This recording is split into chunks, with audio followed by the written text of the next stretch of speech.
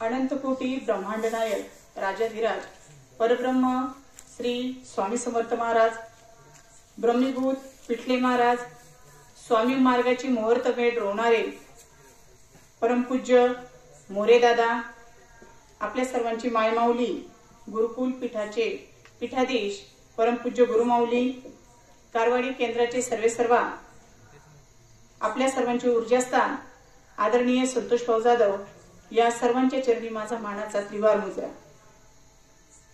आपण सर्वजण एका उच्च कोटीच्या सेवेसाठी आलेलो आहोत आणि सर्वांनी ही सेवा, अगदी आता हा 3रा दिवस आहे, सर्वजण आपली आपली सेवा आपल्या आपल्या परीने वेळेनुसार परिस्थितीनुसार सगळेजण हजेरी लावतायत।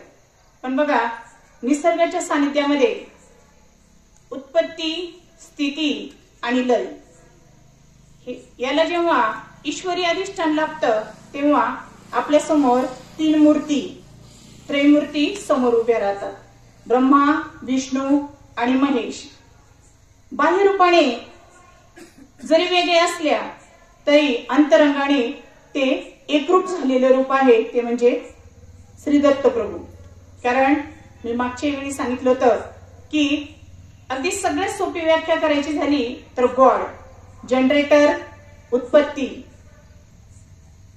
ओ म्हणजे ऑपरेटर, या पृथ्वी तलावरील सर्वांचं पालन पोषण करणारे, आणि डी म्हणजे डिस्ट्रॉयर, संहार करणारे, ज्या वाईट शक्ती आहेत त्यांचा संहार करणारे।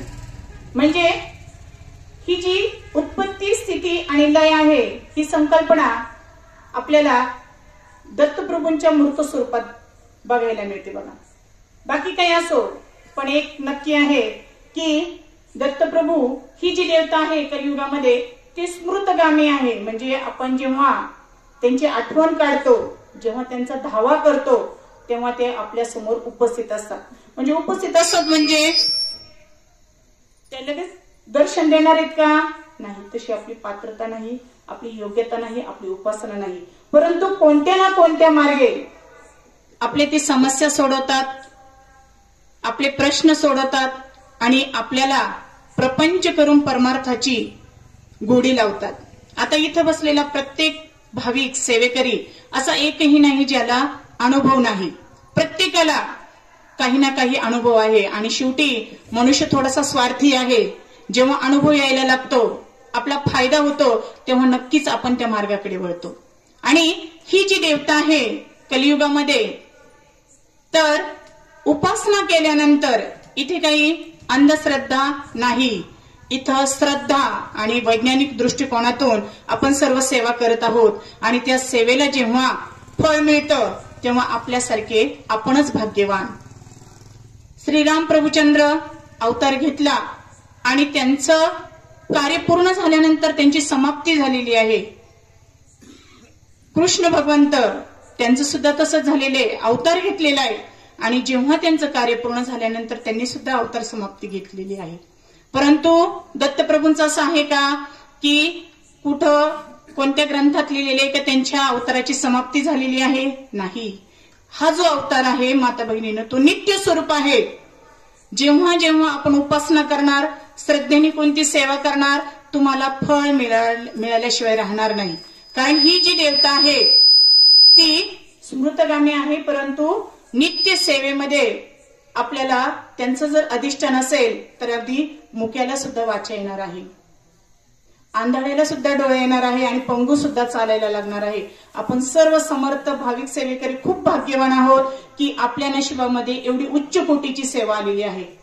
आणि बघा, हा जो ग्रंथ आहे सर्वांनी सांगितलेले, अगदी आपण लहानपणापासून सेवेमध्ये काही जण आहात तर ते कानावर पडलेले आपल्या सारखं की गुरुचरित्र हा ग्रंथ जो आहे तो 5वा वेद आहे, खरोखर 5वा वेद आहे।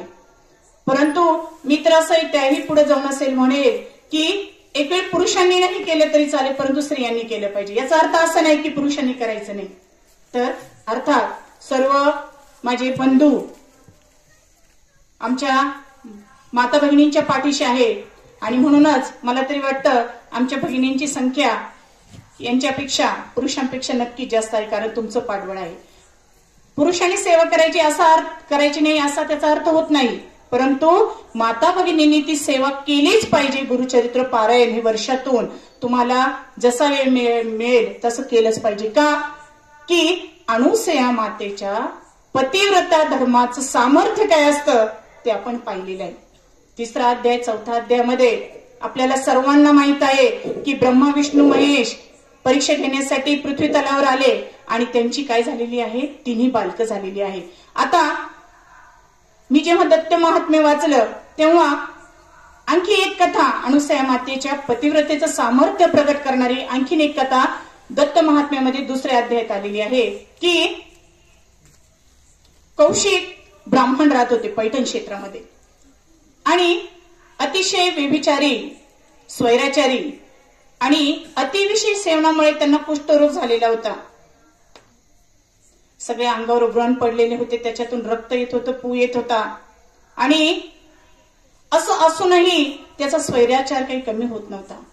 आणि त्यांची जी पत्नी होती अतिशय पतिव्रता साध्वी, आपल्या पतीची ती अगदी तन्मयतेने सेवा करीत असे. सकाळी उठल्यापासून तर अगदी रात्री झोपेपर्यंत त्या कौशिक ब्राह्मणाची रक्त असेल, पू असेल, त्याचे व्रण असेल ते धुणे, स्नान करणे, सुग्रास जेवण करणे, त्यांची देखभाल करणे, अगदी सगळी कामं ती परोपरीने आणि तन्मयतेने ती करत असे. परंतु असं असून देखील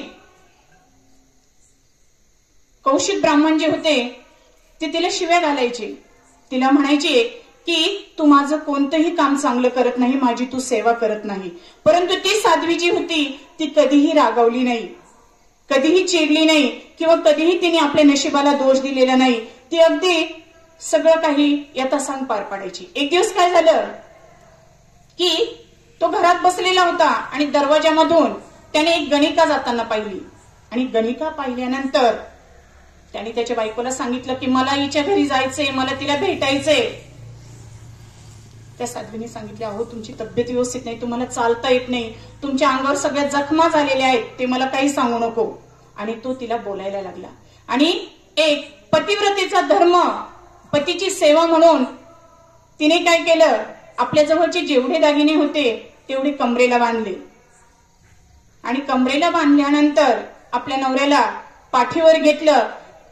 रात्र झालेली होती आणि त्या रात्रीच्या अंधारामध्ये ती आपल्या पतीला पाठीवर घेऊन चाललेली होती.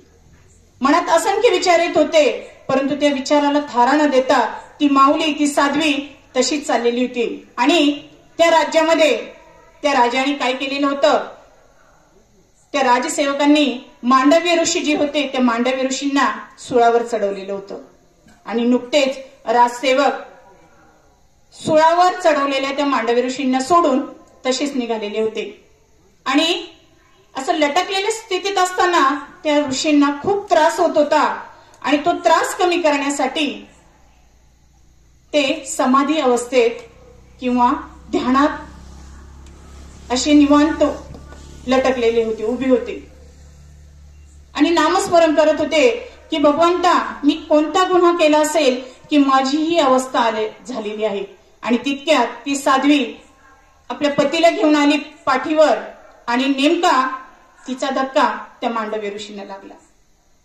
ते अगदी जोरात विवळले, कणले आणि त्यांनी त्या वेदनेच्या भरात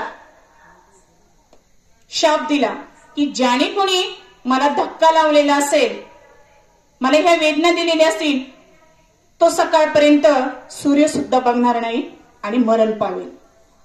पहा बरं का माता भगिनींनो, एक साध्वी आहे, एक पतिव्रता आहे, तिचं सामर्थ्य काय असतं. आणि असं म्हटल्याबरोबर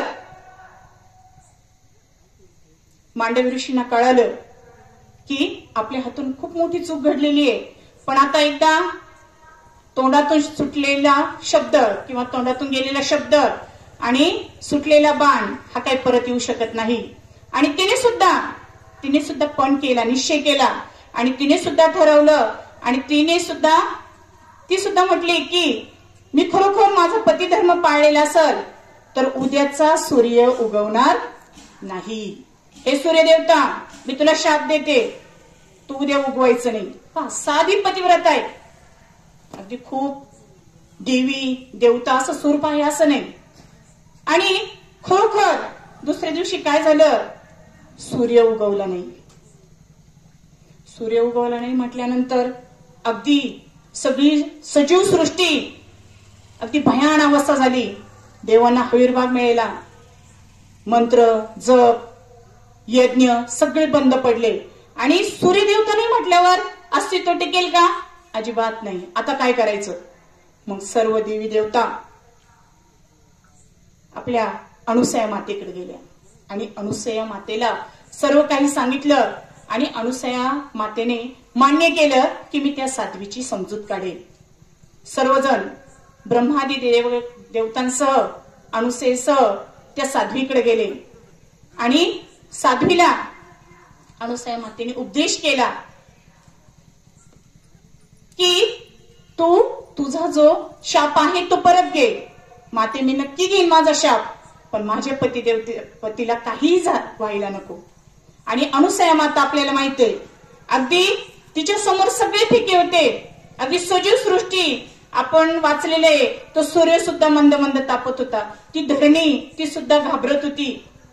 आणि अशा अनुसया मातेने सांगितलं की हे बघ साध्वी, तू काही काळजी करू नको, तुझ्या नवऱ्याला मी पुनर्जीवन देईन आणि तुझ्या नवऱ्याची जी व्याधी आहे ती मी नष्ट करेल. आणि अनुसया मातेने सुद्धा असं सांगितल्यानंतर त्या साध्वीने तिचा शाप परत घेतला.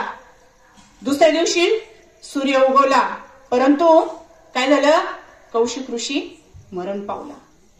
अनुसया मातेने हातात पाणी घेतलं आणि पतिव्रता धर्माचं मी जर खरोखर पालन केलं असेल तर या कौशिक ब्राह्मणाला पुनर्जीवन मिळेल आणि त्याच्या ज्या आधिव्याधी असतील त्या सर्व नष्ट होतील. आणि खरोखर त्या कौशिक ऋषीच्या सगळ्या आधी व्याधी नष्ट झाल्या आणि त्याला जो मागचं होतं ते काही आठवेना, त्याने सर्वांची माफी मागितली आणि तो खरोखर चांगला झाला. मला सांगायचं काय आहे की पतिव्रता धर्म कसा असतो आणि त्या पतिव्रत्याच्या जोरावर हा आपला गुरुचरित्र ग्रंथ आधारलेला आहे. म्हणून तो सर्व माता भगिनींनी तो वाचलाच पाहिजे. आता बघा, आपणा सर्वांना माहित आहे की हा जो ग्रंथ आहे तो ग्रंथ प्रत्येक अध्यायाच्या शेवटी आलेला आहे. बघा, सिद्धमुनींचा उल्लेख आहे, सरस्वती गंगाधरांचा उल्लेख आहे. तर हा ग्रंथ जो आहे तो सिद्धमुनींनी सरस्वती गंगाधर यांच्याकडून तो लिहून घेतलेला आहे.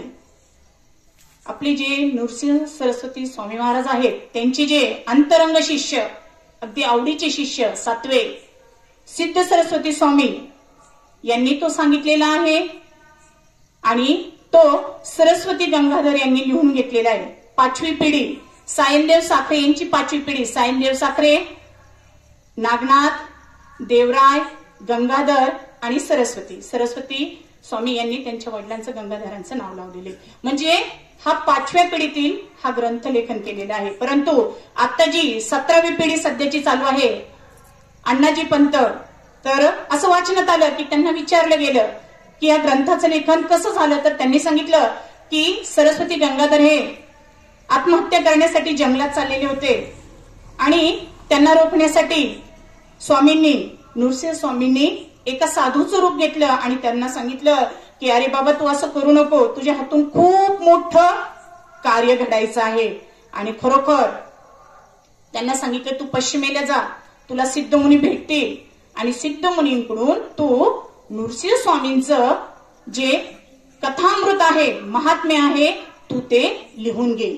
आणि त्यांनी सिद्धमुनींची गाठ घेतली, सिद्ध सरस्वतींची गाठ घेतली आणि आपल्या समोर जो ग्रंथ आहे गुरुचरित्र ग्रंथ, जो भीमा अमरजा संगमावर गाणगापुरात लिहिलेला आहे, त्याच्यासाठी 1 महिना लागलेला आहे आणि तो पाण्यावर बसून लिहिलेला आहे.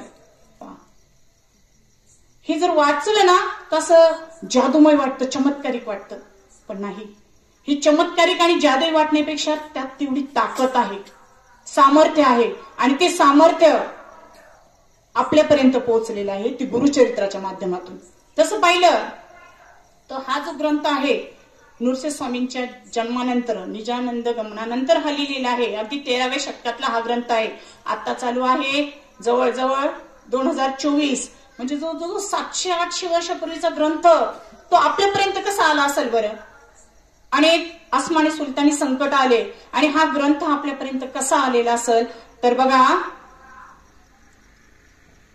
गुलबर्गा, कर्नाटक राज्यामध्ये गुलबर्गा नावाचा जिल्हा आहे आणि त्या गुलबर्गा जिल्ह्यामध्ये आळंद नावाचा तालुका आहे.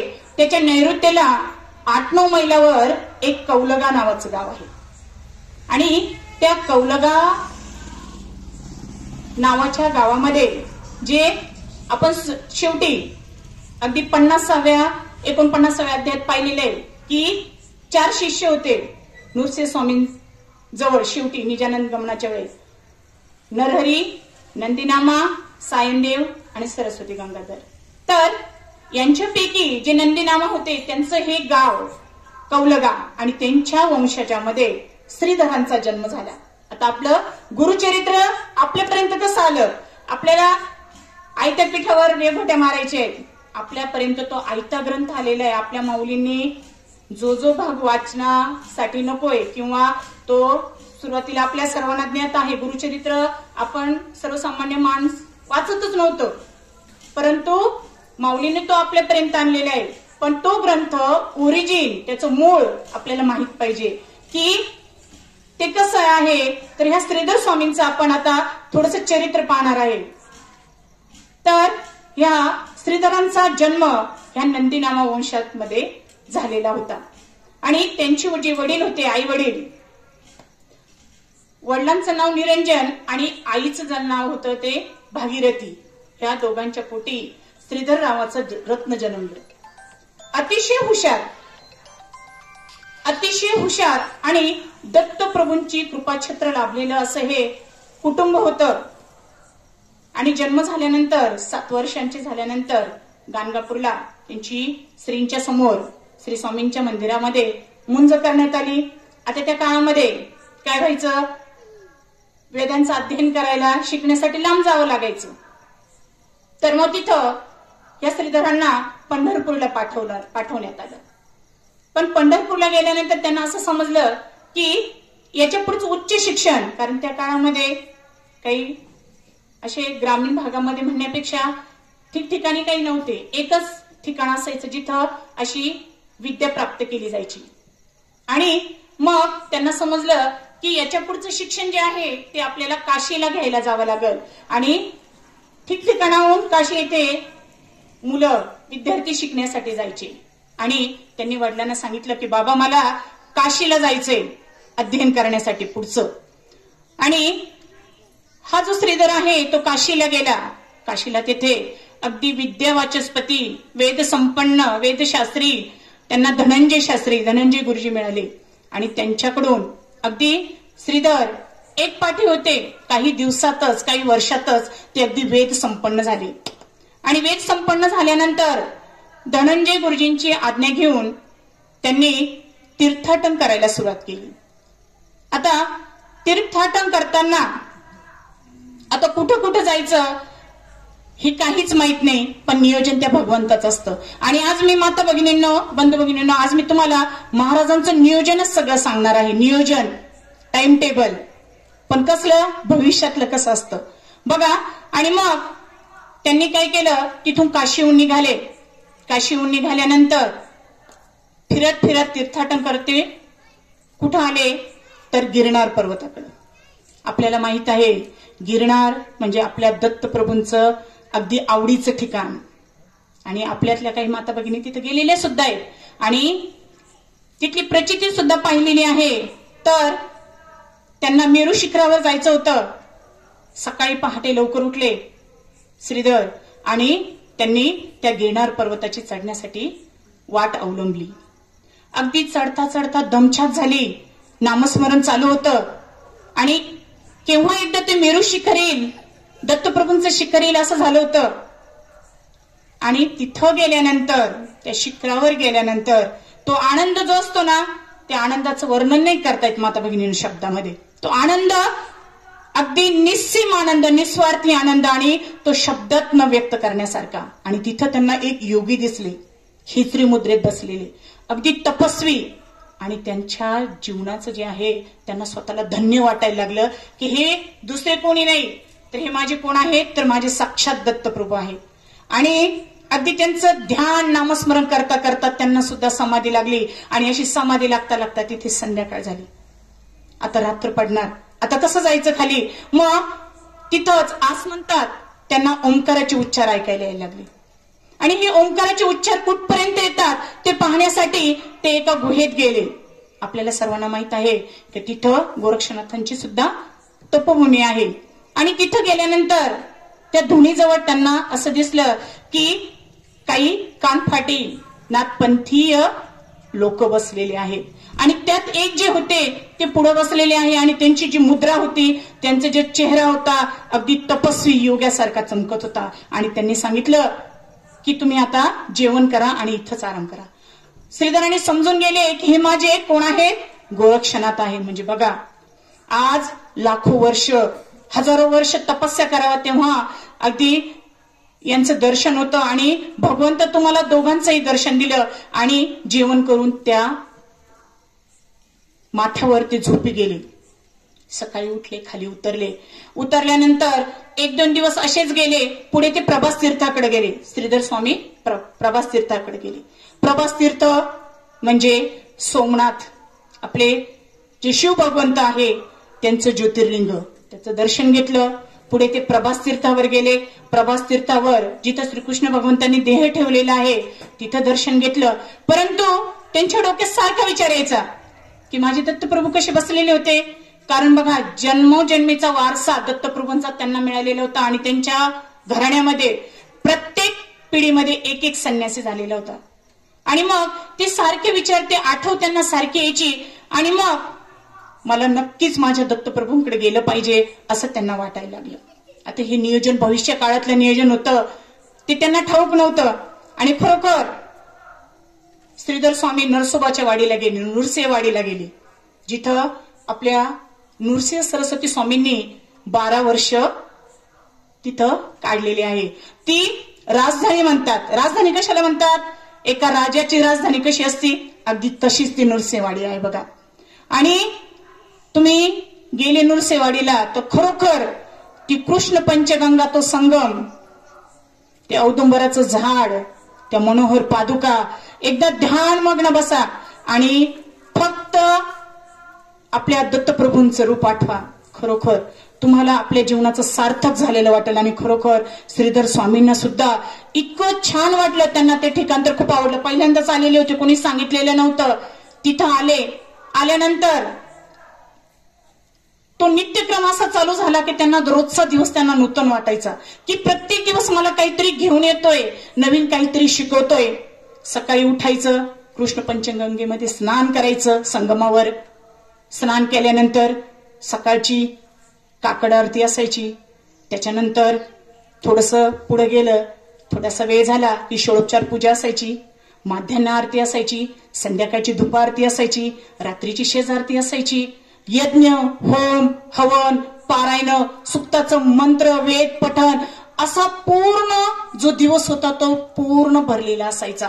आणि सतत सानिध्यात त्या भगवंताच्या, त्या जगत जे त्याच्या सानिध्यात राहणं म्हणजे सोपी गोष्ट आहे का? अजिबात नाही. आणि मग त्यांचं जो शेड्यूल होतं ते सकाळी उठल्यापासून तर रात्री झोपेपर्यंत, आणि इतकं त्यांना तिथं रमलं की नाही, मी आता इथंच राहणार. आणि असं करता करता काही दिवस पालटले आणि खरोखर श्रीधरामध्ये एक वैराग्य, एक संन्यासी पण आलं की हे नको मला, काहीच नको, हे लोभ, मोह, माया, मत्सर काही नको मला फक्त माझे भगवंत पाहिजे, मला फक्त माझ्या भगवंताच्या पादुका पाहिजे. अगदी समरस झाले. आणि खरोखर श्रीधर स्वामींनी संन्यास घेतला आणि संन्यासानंतर त्यांचं नाव झालं गोपाळ स्वामी. त्यांचं नाव काय झालं? गोपाळ स्वामी.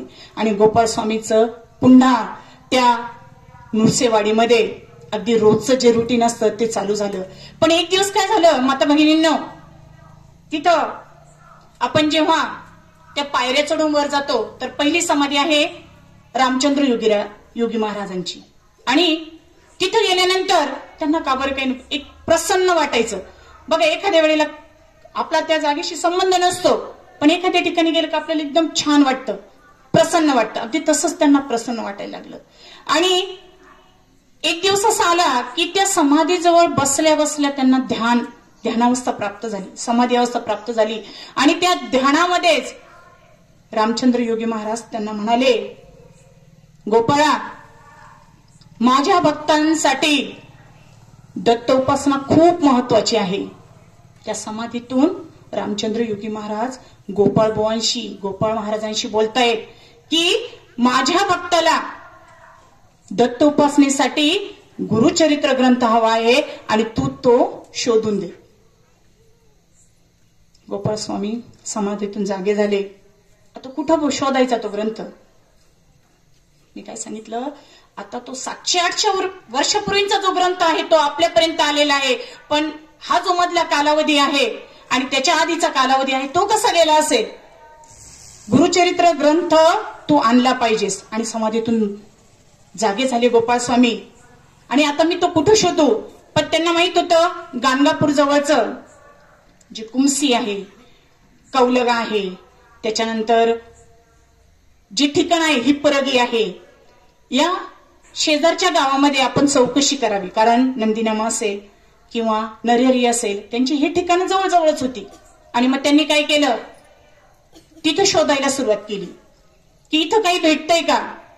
परंतु बघा, एक वास्तव आहे की त्या काळामध्ये निजानंद गमनानंतर जो ग्रंथ लिहिला गेला, जो मूळ ग्रंथ लिहिला गेला, त्या मूळ ग्रंथाच्या अनेक जे पुजारी होते, भाविक होते, त्यांनी त्यांच्यासाठी वैयक्तिक उपासनेसाठी प्रतिलिपी काढून घेतलेली होती.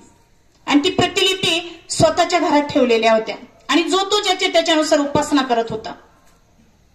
आणि मग अनेक आसमानी सुलतानी संकट आले.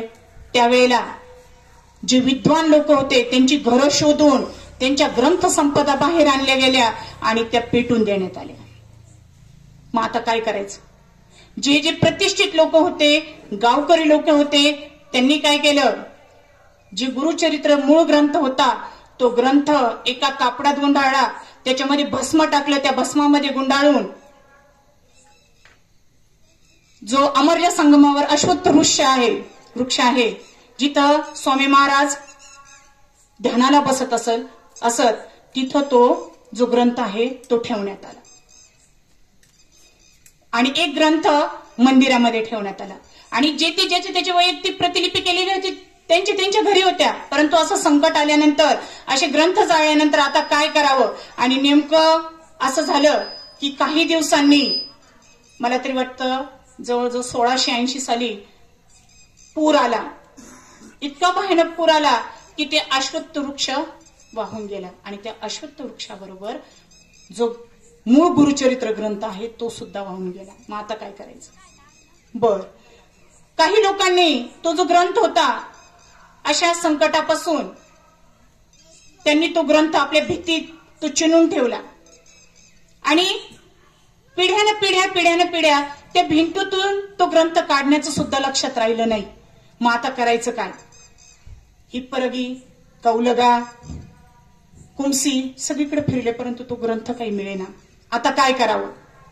मग कुणीतरी सांगितलं की गोपाळ स्वामी असं करा, अहमदपूरमध्ये माशाळ नावाचं गाव आहे, तुम्हाला तिथं गुरुचरित्राचं काहीतरी बघायला, वाचायला, ऐकायला मिळेल. तिथं गेल्यानंतर त्यांचं समाधान झालं नाही. आणि आधी जिथं नंदी नामाचे जे कौलगा गाव होतं तिथं गेल्यानंतर त्यांना असं समजलं की व्यक्तिद्वेष होता. आणि त्या व्यक्तिद्वेषातून त्यांचं घर पूर्ण जाळण्यात आलं. त्यांची आशा होती ती सगळी संपली. पुन्हा कुणाकडून तरी समजलं करवीर ठिकाण जे आहे कोल्हापूर, तिथं गंगाधर शास्त्री अग्निहोत्री आहे, त्यांच्याकडे गुरुचरित्राचा काही भाग आहे. पुन्हा गोपाळ स्वामी तिकडे गेले. आणि माता भगिनींनो, त्यावेळेला काही अशी 4 व्हीलर, रेल्वे आणि विमानाचं काही साधन नव्हतं. सगळा प्रवास घोड्यावर नाही तर पायी. पुन्हा कोल्हापूरला गेले. गंगाधर शास्त्री अग्निहोत्रींकडे चौकशी केली. त्यांच्याकडे काही भाग मिळाला गुरुचरित्राचा, पण त्याने समाधान झालं नाही. आता काय करावं? पुन्हा मनोहर पादुकांजवळ आले, ढसढसा रडायला लागले. महाराज, रामचंद्र योगी महाराजांच्या समाधीजवळ आले, रडायला लागले. महाराज, तुम्ही मला दिशा दाखवली की तू गुरुचरित्र ग्रंथ, दत्त महाराजांची उपासना माझ्या भक्तांना करू दे. कुठून आणू मी? एक नाही, दोन नाही, तीन नाही, भाविक सेवेकरी 12 वर्ष गोपाळ स्वामी अगदी कांचीपासून तर काशीपर्यंत पायी हिंडले. कशासाठी? फक्त गुरुचरित्र हा ग्रंथ कुठे, मूळ ग्रंथ तो शोधण्यासाठी. कारण का? माझ्या गुरुने मला आज्ञा केलेली आहे. स्वतःच्या जीवाची पर्वाणी केली. पायी प्रवास. 12 वर्ष फिरले, काही हाती लागलं नाही. हाती लागलं असेल तर पत्रवाळ्यासारखे 2 आणि 4 पानं. आता काय करायचं? पुन्हा आले. आणि एक दिवस माझा जन्म आहे ना, तो जन्म व्यर्थ गेला, फुकट गेला असं त्यांना वाटायला लागलं. खूप रडले. आणि आता काय करावं? महाराज, तुम्हीच मला सांगा. रामचंद्र योगी महाराजांच्या समाधीजवळ बसले. आणि समाधीजवळ बसल्यानंतर अगदी मंत्रमुग्ध झाले. आणि ते सुद्धा समाधी अवस्थेत गेले. आणि समाधी अवस्थेतून परत येता येतं, परंतु 1 दिवस झाला, 2 दिवस झाले, समाधीतून बाहेर येईना. नरसोबावाडीचे सगळे ब्राह्मण होते, ते दुःखी झाले, कष्टी झाले, चिंता करायला लागले की गोपाळ स्वामी, अर्थात आदराचं स्थान. बघा, माणूस स्वतःसाठी सगळं करतो, पण जो दुसऱ्यांसाठी झटतो ना, भगवंत त्याची सुद्धा कदर करत असतो. आणि सगळेजण काळजीत पडले. आणि मनोहर पादुकांवर संततधार चालू केली रुद्रावर्तनाची. 1 दिवस झाला, 2 दिवस झाले, 9 दिवस झाले. 9 दिवस झाल्यानंतर दत्तप्रभूंचा आवाज आला, अरे वेड्या, बस झाला आता पायी प्रवास. आता असं कर, पैठण क्षेत्री जा, तुला तुझ्या प्रश्नाचं उत्तर मिळणार आहे. आणि गोपाळ स्वामी भाव समाधीतून जागे झाले. जागे झाल्यानंतर खूप आनंद झाला. माझ्या प्रभूंनी, माझ्या गुरूंनी मला आता मार्ग दाखवला आहे. आणि त्यांच्याबरोबर निळकंठ स्वामी, अनंत भट आणि वासुदेव भट असे तिघांना घेऊन ते कुठे निघाले? पैठण क्षेत्री गुरुचरित्राचा ग्रंथ शोधायला. तिथं गेले. गेल्यानंतर गोदावरी तीरी एकनाथ महाराजांची जिथं समाधी आहे, तिथे एक मठ आहे. त्या मठामध्ये त्यांनी वास्तव्य केलं. पहिला दिवस गेला, काळजी वाटली, अजून तर काही संकेत मिळत ना. पुन्हा दुसरा दिवस गेला, आता काय करावं? एवढे आयुष्याचे दिवस, वर्ष खर्ची पडले, आता काय करावं? तिसरा दिवस उजाडला. गोपाळ स्वामी ब्रह्ममुहूर्तात 3 वाजता उठले. आणि उठल्यानंतर गोदावरी तीरावर आले स्नान करण्यासाठी. स्नान करण्यासाठी आले, पण त्यांना दूर अंतरावर शारदाचं चांदणं पडलेलं होतं. आणि त्या चांदण्यामध्ये कोणाची तरी हालचाल दिसायला लागली. आणि असा धपकन आवाज यायचा. एकदा झालं, 2दा झालं. आणि मग गोपाळ स्वामी थोडीशी पुढे गेले आणि थोडंसं दरडावून विचारलं, कोण आहे तिकडे? आणि जे लोक होते ते सावध झाले. त्यांना आधी असं वाटलं कोणीतरी आत्महत्या करत असेल. पण तिथं 2 म्हणण्यापेक्षा 3 व्यक्ती होत्या. 2 घोडे होते आणि त्यांच्याकडे काहीतरी बाचके होते असे मोठे मोठे. आणि मग त्यांना थोडंसं दरडावून विचारलं की काय करताय रे तुम्ही? एवढ्या अंधाराचे पहाटे 3 वाजता तुम्ही काय करतायत? तितक्यात त्या तिघांमधला एक जो होता तो घाईघाई पुढे आला आणि वाकून त्याने नमस्कार केला की महाराज, माझं नाव आहे दामोदर शास्त्री. बर, मग? आणि मग त्यांनी त्यांची कहाणी सांगायला सुरुवात केली. मी ब्राह्मण आहे, वेद संपन्न आहे, पण काय झालं, मला एक मुलगी, त्या मुलीचं लग्न झालं, 2 वर्ष झालं तर माझी बायको निवर्तली, मरण पावली. आता माझं वय आहे 70, मला नीटसं दिसत नाही, मला कानाने चांगलं ऐकू येत नाही. अरे बरोबर, पण हे तू काय करतोय? महाराज, ही जी आहे, हे सगळं जे आहे गाठोडं, ते गाठोडं मी ह्या गोदावरीमध्ये फेकण्यासाठी आलेले. अरे पण का? महाराज, त्याचं असं झालं की माझ्या मुलीचं लग्न झालं, पण तिने महानुभाव पंथ स्वीकारला, मला भाकरी घालायला कोणी नाही.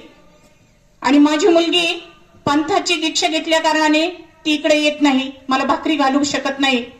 आणि मी पंथात जावं तर ते लोक म्हणतात की तू काळं वस्त्र परिधान केलं पाहिजे, तुझी जी शिखा आहे ती काढली पाहिजे, आणि तुझं जे हे ग्रंथ भांडार आहे तू ते फेकून दिलं पाहिजे, तरच तू आमच्या पंथात आहे. महाराज मला पर्याय नाही, माझं जे गुजराण आहे, मी वेद संपन्न आहे, परंतु त्याचा काही उपयोग नाही. आता मला भाकरी कोण घालणार, माझी शेवटची अवस्था आलेली आहे आणि मला माझ्या मुलीकडे जाण्याशिवाय पर्याय नाही. आणि मग मी आता काळं वस्त्र परिधान करणारे, माझी शिखा काढणार आहे आणि हे जे ग्रंथ आहेत ते मी पाण्यात टाकते, कारण या ग्रंथाशिवाय मला कोणी घेणार नाही. आणि कृपा करून तुम्ही हे कोणाला सांगू नका. जर तुम्ही बाहेर सांगितलं तर मला माझ्या वैदिक परंपरेनुसार मला लोक नावं ठेवतील, मला बोलतील, मला वाईट टाकतील. मग मी दिवसा काय करतो, हे 2 मजूर ठेवलेले, मी दिवसभरात ती ग्रंथ संपदा भरतो, ती पुस्तकं भरतो आणि रात्रीच्या अंधारामध्ये मी हे टाकून देतो. बघा ते दामोदर शास्त्री रडायला लागले, मला माफ करा, मी तुम्हाला शरण आलेलो आहे, माझ्याकडून खूप मोठी चूक झाली, पण माझ्या आयुष्यात मला पर्याय नाही. आणि त्यांनी माफी मागितली. गोपाळ स्वामी म्हटले, हे बघ, तू आता काही काळजी करू नको, आता जे गाठोडे तुझ्याकडे आहेत ना ते मला परत दे. आणि मग त्यांनी एक घोडा घेतला, एकनाथ स्वामींची जी समाधी आहे त्या मठाजवळ ती ग्रंथ संपदा नेली, त्यांच्याबरोबर होतेच 3 जण.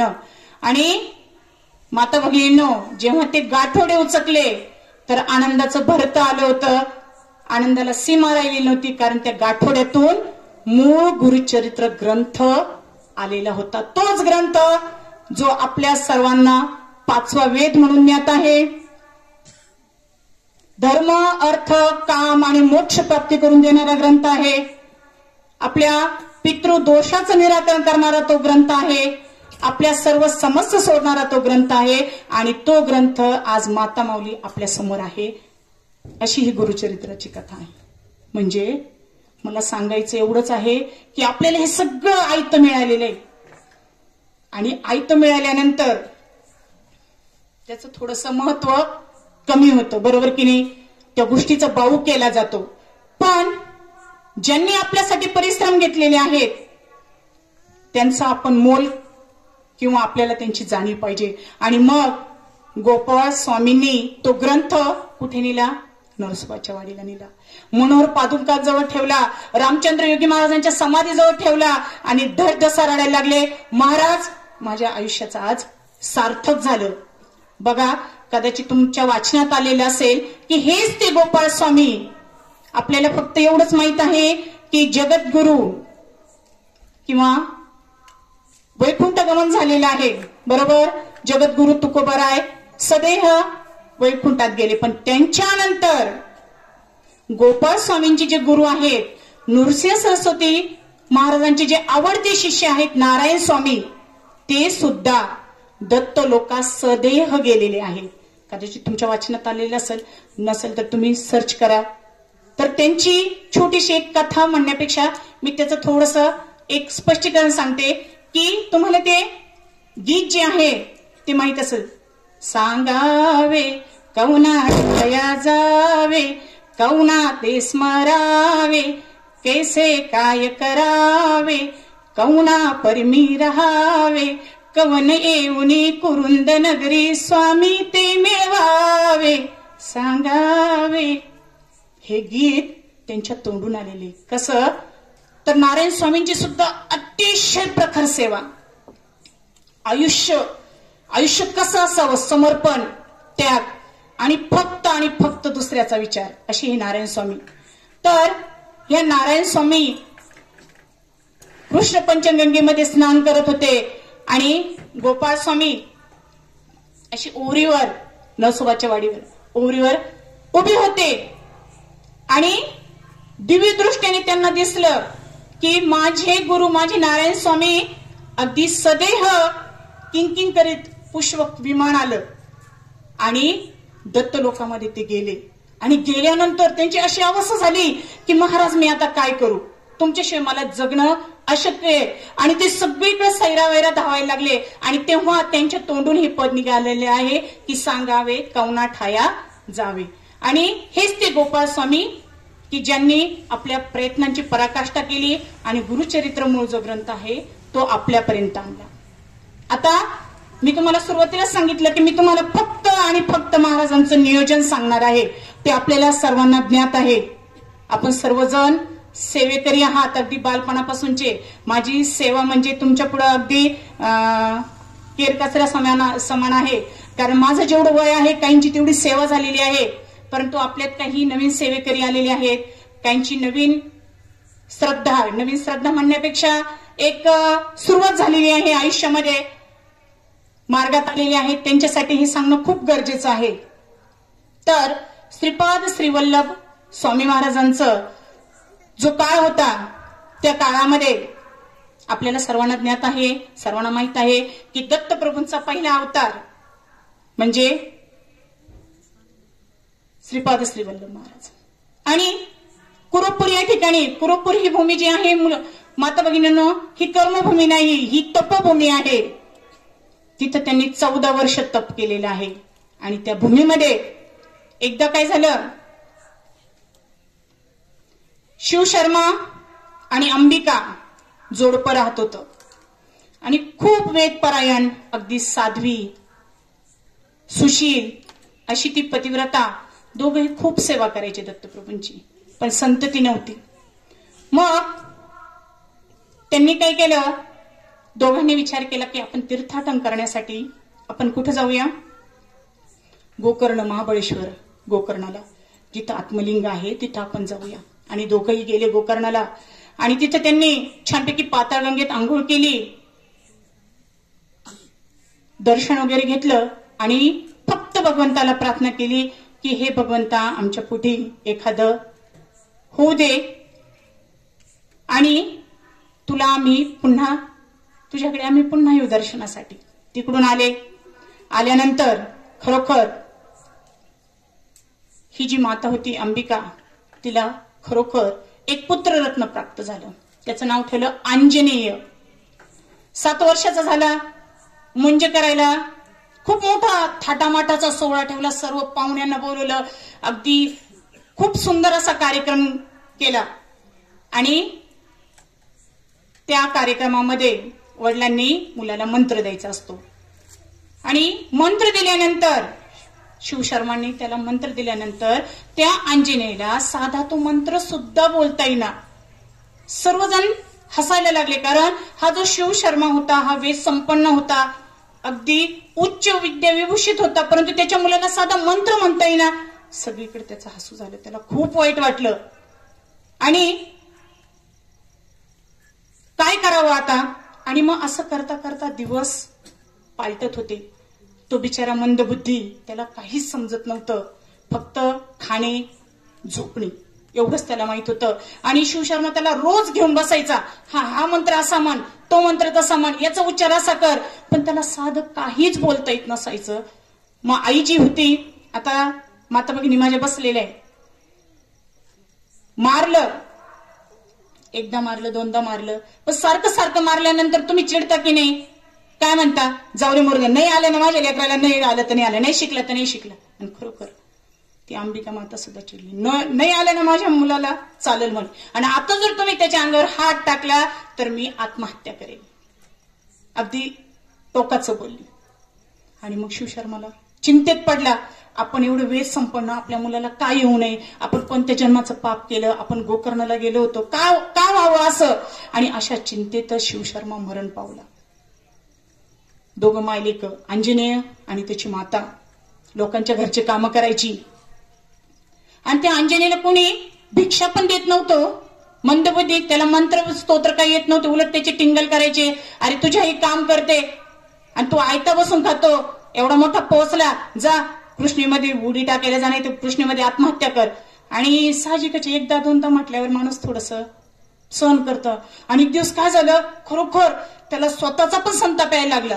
आणि हा आंजनेय पळत पळत पळत पळत कृष्णाकडे चालला, कृष्णा नदीकडे चालला, कशाला, आत्महत्या करायला. त्याच्या पाठोपाठ आई सुद्धा निघाली. आणि हे पाहिलं कोणी, एका धोब्याने पाहिलं. महाराज कुरुपूरला श्रीपाद श्रीवल्लभ महाराज त्या तपोभूमीमध्ये एका झाडाखाली बसलेले होते. त्या धोब्याने सांगितलं, अरे बाबांनो असं करू नका. तर इथं एक यती आहे, तुम्ही त्यांची गाठ घ्या. आणि दोघांना तिथं आणलं. आणल्यानंतर त्या माऊलीने सगळी कथा सांगितली, सगळं निरूपण केलं. महाराज, आणि आमच्या दोघांकडेही आत्महत्येशिवाय पर्याय नाही, आता आम्ही काय करायला पाहिजे? तुम्ही श्रीपादांचं रूप पाहिलेले, किती देखणं, अगदी स्त्रीला सुद्धा लाजवल इतकं सुंदर देखणं रूप आहे. अगदी मंद हास्य केलं. माते, तू काळजी करू नको, तुझं सगळं छान होणार आहे. आणि त्यांनी काय केलं, तू फक्त काय कर, प्रदोष व्रत कर. महाराज, मी प्रदोष व्रत करेल, सगळं करेल, पण आता ह्या मुलाचं काय? आणि जेव्हा श्रीपादांनी त्याच्या डोक्यावर हात ठेवला तेव्हा एक विद्युत लहरीसारखं त्याला जाणवलं. आणि तो मोठा, अगदी गुरूंचा कसा असतो बघा आशीर्वाद कसा असतो, एक वेदशास्त्र संपन्न प्रकांड पंडित विद्यावाचस्पती तो झाला. आणि आईला म्हणाला, आईला श्रीपाद श्री वल्लभ महाराज म्हणाले, माते तुझं झालं का ग समाधान? आता नाही महाराज, माझं समाधान नाही झालं. मी प्रदोष व्रत करेल, सगळं करेल, पण पुढच्या जन्मी मला तुमच्यासारखाच पुत्र पाहिजे. तुमच्या सारखा होईल का हो? मीच, माझा मीच. आणि मग काय झालं, ही अंबिका माता गतकालानुसार अनंतात विलीन झाली. आणि पुढच्या जन्मी करंज क्षेत्रामध्ये, करंज नगरी, वाशिम जिल्हा आपल्या महाराष्ट्रामध्ये, तिथं पुन्हा अंबिका नावाने पुन्हा जन्मली. तिचे पतिराज म्हणजे आपले माधव ब्राह्मण आणि अंबिका मातेच्या पोटी पुन्हा श्रीपाद श्री वल्लभ महाराज नृसिंह सरस्वती स्वामी महाराजांच्या रूपात प्रगटले. म्हणजे नियोजन बघा कसं, पहिल्या अवतारात दुसरं नियोजन नृसिंह स्वामींचं. मग मी तुम्हाला फक्त आज नियोजनच सांगणार आहे की आपण फक्त म्हणतो की हे असं का व्हावं. आपलं प्रारब्ध आहे मातांनो, आपलं संचित आहे. आपला मागचा जन्म आपल्याला माहित नाही काय केलेले आपण, पण ह्या जन्मामध्ये 84 लक्ष योनीनंतर आपल्याला पुन्हा मनुष्य जन्म मिळालेला आहे. अहो मनुष्य जन्म मिळालेला आहे, पण ह्या जन्मामध्ये आपल्याला स्वामी मार्ग मिळालेला आहे, जो मोक्ष प्राप्तीचा मार्ग आहे, जो आपल्याला मोक्षाकडे घेऊन जाणार आहे. कशाला पाहिजे जन्म आणि मृत्यू, त्या फेऱ्यात अडकायचं नाही. मग पुन्हा श्रीपादांचा जो जन्म आहे तो जन्म कसा झाला बघा. आधीच्या ही जी झाड लावायचं असतं, वटवृक्ष व्हायचा असतो, पण त्याच्या आधी त्याचं बी रुजवावं लागतं. विष्णुदत्त ब्राह्मण आणि त्यांची जी पत्नी होती सुशिला, अतिशय सात्विक जोडपं, दत्तप्रभूंची यथासांग अगदी मनोमन मनापासून सेवा करणारं जोडपं. आणि विष्णुदत्त ब्राह्मण जो आहे सकाळी उठायचा, आपला अनेक आवरायचं, स्नान वगैरे, जप होम काय असं नसेल ते आवरल्यानंतर वैश्वदेव शब्दाचा अर्थ माहितीये का कोणाला? वैश्वदेव करायचे माहित आहे? तर वैश्वदेव म्हणजे पंचमहायज्ञ बरं का. आता या शब्दावरून छोटीशी मला एक गोष्ट आठवली. आपल्याला काही इथं कोणाला नाव वगैरे ठेवायची नाही, तर एक पुण्याचं जोडपं होतं, ब्राह्मण कुटुंब, अगदी मोठ्या कंपनीमध्ये, दोघंही छानपैकी पॅकेज वगैरे मस्तपैकी दोघं राहत होते. आणि त्यांचे जे सासू सासरे होते त्या माऊलीचे, ते गावाकडे राहायचे. एक दिवस मोठा कार्यक्रम ठेवला. आणि मोठा कार्यक्रम ठेवल्यानंतर तिने तिच्या नवऱ्याला सांगितलं, हे बघा तुम्ही तुमच्या हाताने व्यवस्थित पाहून घ्या काय लागतं काय नाही. बघा गावाकडून तुमचे वडील जर आले ना तर ते म्हणतील हे नाही ते नाही, मला काही त्यातलं माहित नाही, तुम्ही ते व्यवस्थित माहित करून घ्या. बर, सगळी तयारी झालेली छानपैकी, अगदी पक्वान वगैरे काय असं नसं सगळं नियोजन झालं. वडील गावाकडून आले. गावाकडून आल्यानंतर पायावर पाणी घेतलं. स्नान वगैरे पायावर पाणी घेण्या म्हणण्यापेक्षा अगदी जुने लोक ते आपली परंपरा आपली वळण सोडत नाही. आल्यानंतर छान आंघोळ केली आणि पहिलं विचारलं मुलाला, अरे इकडे वैश्वदेव केला का? वैश्वदेव म्हणजे काय सांगितलं मी, पंचमहायज्ञ. तो बायकोकडे गेला, अगं वैश्वदेव केला का? हे का मी तुम्हाला म्हटले होते आधीच की काय आहे नाही ते विचारून घ्या. परत तुमचे वडील आले का मग मला सांगतील का हे काय ते काय. ती आचार्याकडे गेली. आचार्याला विचारलं, आचार्य बुवा वैश्वदेव केला का हो तुम्ही? मॅडम हा खारट असतो, तुरट असतो, कसा असतो मला काही माहित नाही, तुम्ही सामान आणून द्या, मी बनवून देतो. म्हणजे मला सांगायचं काय आहे, आपण चाललोय माहिती तंत्रज्ञानाच्या युगात, खूप पुढे पुढे चाललोय, लाखाचे कोटीचे पॅकेज घेतोय, परंतु आपली संस्कृती, आपल्या रूढी, आपल्या परंपरा ते विसरायला नको. वैश्वदेव म्हणजे काय, पंचमहायज्ञ, ते सुद्धा आपल्याला काही कोणाला नावं ठेवायची नाही, पण आपल्या ज्या आहेत रूढी परंपरा, त्याला अंधश्रद्धेची जोड तर नक्कीच नाही, मग ते आपण आपल्या जपायला पाहिजे. आणि मग त्याच्यानंतर त्या दोघांना कळून चुकलं की नेमकं काय आहे. मग पुन्हा आपण विष्णुदत्त ब्राह्मणाकडे येऊ. विष्णुदत्त पंचमहायज्ञ करायचा आणि रोज त्यांच्या घरासमोर एक अश्वत्थ वृक्ष होता आणि तिथं तो एक नैवेद्य ठेवायचा. आणि नेमकं त्या अश्वत्थ वृक्षावर, आणि ही जी गोष्ट मी सांगते तुम्हाला ती दत्त महात्मा ग्रंथामध्ये, आता मी गुरुपौर्णिमेला त्याचं वाचन केलं, अतिशय सुंदर असा ग्रंथ आहे, 5,500 ओव्यांचा. पण अगदी आपल्याला असं वाटतं की अरे आपण इतके दिवस हा ग्रंथ का वाचला नाही बाबा, इतका सुंदर हा ग्रंथ आहे. त्याच्या 3ऱ्या अध्यायामध्ये विष्णुदत्त आणि सुशिला नामक ह्या दोघं दाम्पत्याची ती कथा आहे. आणि मग त्या झाडावर ब्रह्मराक्षस राहत होता आणि तो नैवेद्य खाऊन खाऊन खाऊन तो शांत झालेला होता. आणि एक दिवस काय झालं, त्यांनी सगळं, विष्णुदत्ताने सगळं आपलं काय असेल नसेल आवरलं, छानपैकी पूजा केली, पंचमहायज्ञ केला आणि त्याने तो नैवेद्य त्या अश्वत्थ वृक्षाखाली ठेवला.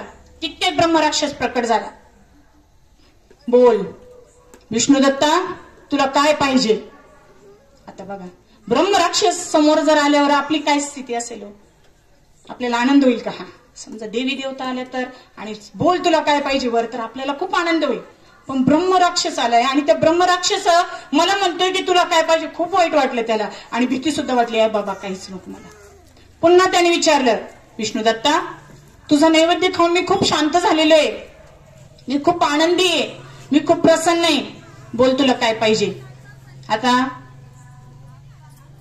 इकडची जी पार्टी आता थोडी मिक्स झाली, रिमिक्स झालेली आहे, जे पुरुष जे आहेत सगळ्यांचं सांगते बरं, माझ्याच काही करायचं असलं का कोणाला विचारतात सांगा? गृहमंत्री. थांब ब्रह्मराक्षसा, मी माझ्या बायकोला विचारून येतो.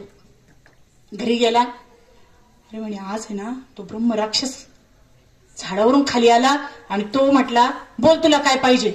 आता आपण सगळे सांसारिक माणसं आहे, आपण काय मागितलं असतं बरं? काय मागितलं असतं? गाडी, बंगला, माझ्या मुलाला सर्व्हिस, किंवा असंच काहीतरी भौतिक सुविधा मागितल्या असतात. बघा ती माऊली किती किती वैचारिक पातळी तिची किती उच्च दर्जाची असली पाहिजे. ती म्हटली असं नको मागायला, शाश्वत काहीतरी मागितलं पाहिजे. शाश्वत म्हणजे काय? टिकणार मागायचं म्हणे. त्यांना असं म्हणा ना, आपण ज्या देवताची सेवा करतो की नाही, दत्तप्रभूंची, त्यांना म्हणा दत्तप्रभूंची गाठ घालून दे. बर विष्णू दत्त ब्राह्मण गेला. दुसऱ्या दिवशी गेला, नैवेद्य ठेवला, ब्रह्मराक्षस आला खाली. बोल विष्णू दत्ता तुला काय पाहिजे? आला विचारून तुझ्या बायकोला? हो. मला ना असं कर, तू दत्तप्रभूंची गाठ घालून दे. बघा त्याचा सुद्धा स्वार्थ होता त्या ब्रह्मराक्षसाचा. गाठ घालून दे म्हणजे हा गाठ घालून देणार आणि त्याचं जे पुण्य आहे ते कोणाला मिळणार आहे? ब्रह्मराक्षसाला असं मिळणार आहे ना, त्याची सुद्धा मुक्ती होणार आहे. आणि मग चालेल म्हटलं, असं कर, तुझे जे दत्तप्रभू आहेत की नाही ते कोणत्याही अवस्थेत असतात, मलंग, साधू, अगदी तू कधी पाहिलेलं नाही अशा अवस्थेत असतील, पण तू काय करायचं? जवळ जायचं आणि त्यांची पाय धरायची. हे विसरू नको. बर चालेल. बायकोनी सुद्धा सांगितलं की तुम्ही असं करा. त्याला सांगितलं ना दत्तप्रभूंचं दर्शन घडून दे, तर तुम्ही त्याचं ऐका. बर दुसऱ्या दिवशी गेला, नैवेद्य वगैरे ठेवला, नैवेद्य त्याने खाल्ला. चल आता माझ्या बरोबर. त्या ब्रह्मराक्षसाने कुठे नेलं असन? एका दारूच्या गुत्त्यावर नेलं त्याला. आणि कसा दुर्गंधी असलेला माणूस, अगदी वेडापिसा झालेला, त्याचे केस असे पिंजारलेले. बघ म्हणे तुझे दत्तप्रभू तिथे. ब्रह्मराक्षस विष्णू दत्ताला म्हणे बघ तुझे दत्तप्रभू. त्याला विचार पडला, माझे नाही ते दत्तप्रभू, माझे गुरु असे नाहीये. आणि तो तिथून पळून आला. बर दुसऱ्या दिवशी पुन्हा नैवेद्य दिला त्याला.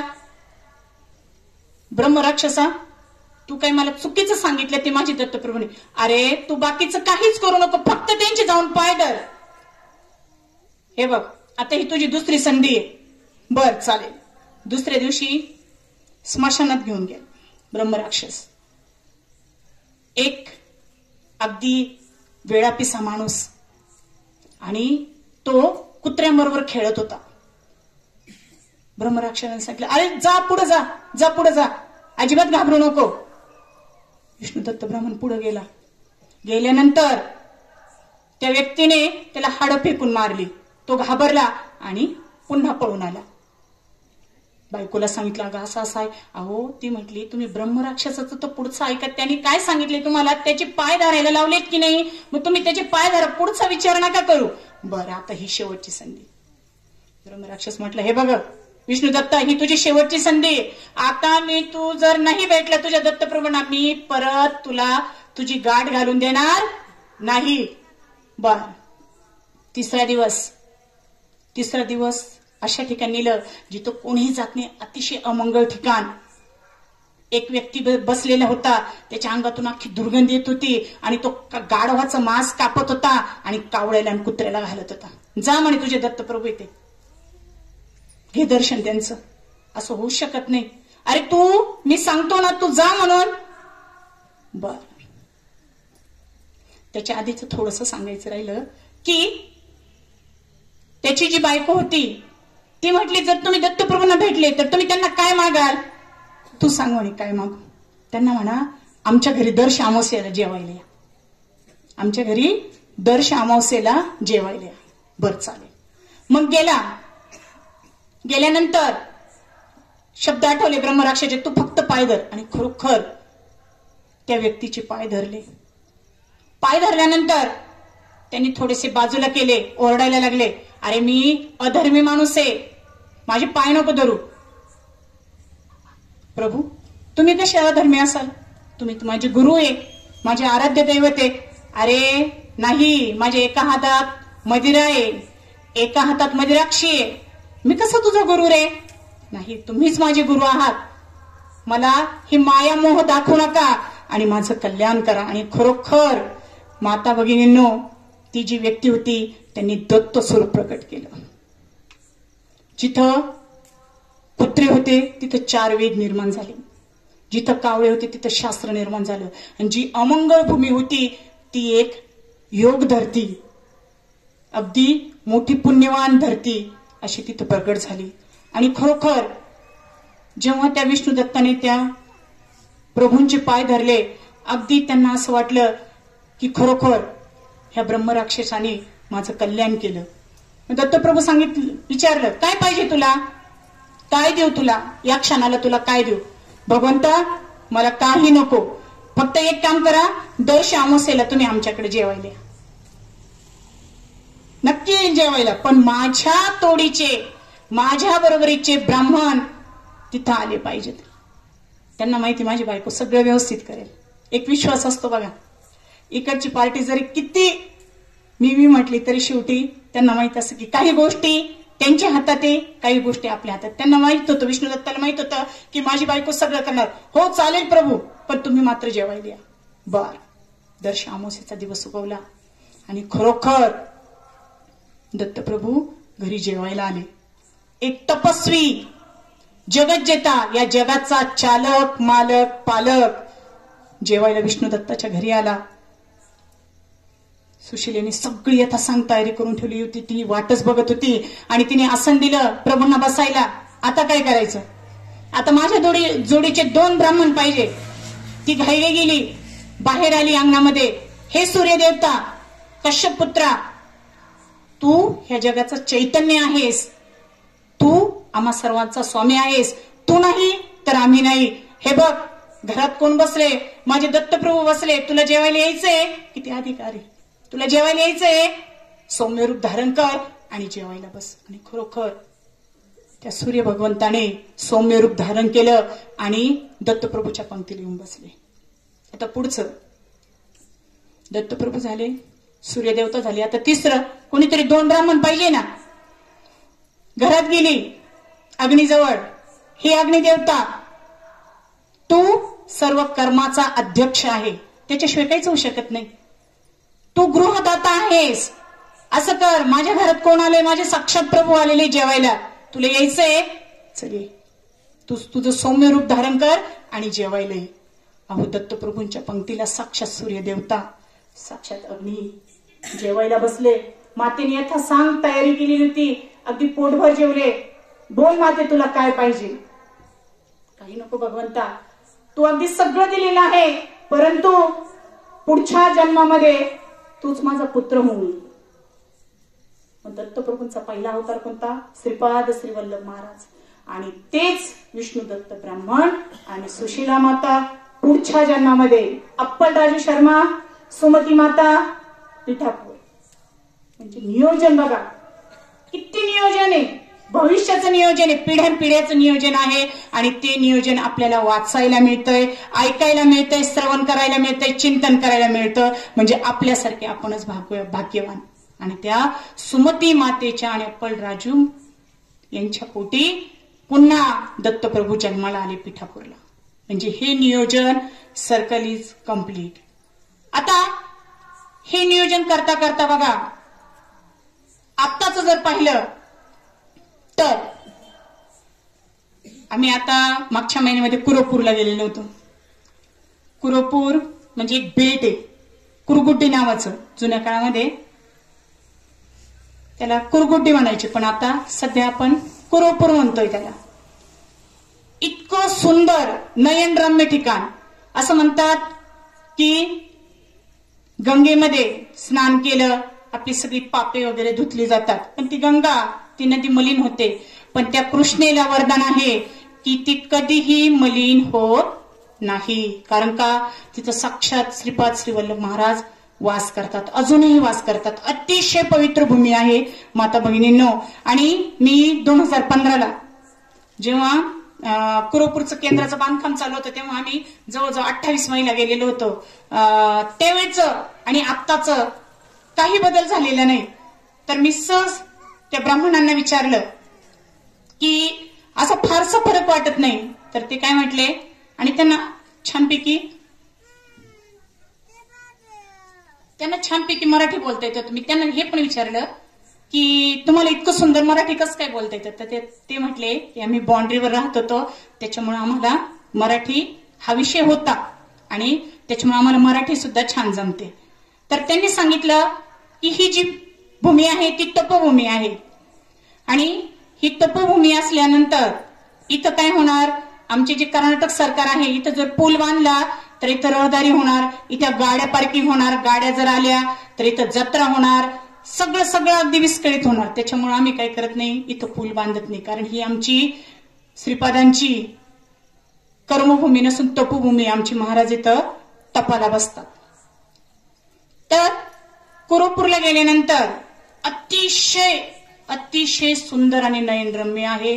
अगदी दुर्गम भाग आहे. म्हणजे जवळजवळ तिथं पाऊस हा कमी प्रमाणातच म्हटला तरी चालेल, अगदी कमी प्रमाणात पडतो.